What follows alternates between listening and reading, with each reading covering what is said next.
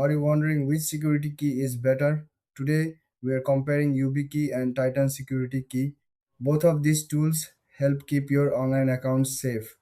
They add an extra layer of security by requiring a physical key for access. This means even if someone has your password, they can't log in without the key.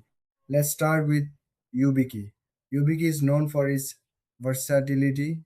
It works with many services and devices. You can use it for everything from logging into your email to securing your bank account. It supports multiple protocols like FIDO2 and U2F, making it a popular choice for many users. Now, let's talk about Titan Security Key. This key is designed by Google and focuses on security. It's also compatible with various services, but it shines when used with Google accounts. It offers strong protection against phishing attacks, which is a big plus for those who use Google products regularly. So, what are the key differences? YubiKey offers more options when it comes to compatibility.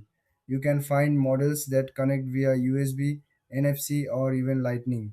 Titan, on the other hand, has a simpler design and is more focused on Google services. When it comes to features, YubiKey has a wider range. It includes options for passwordless login and even supports biometric authentication.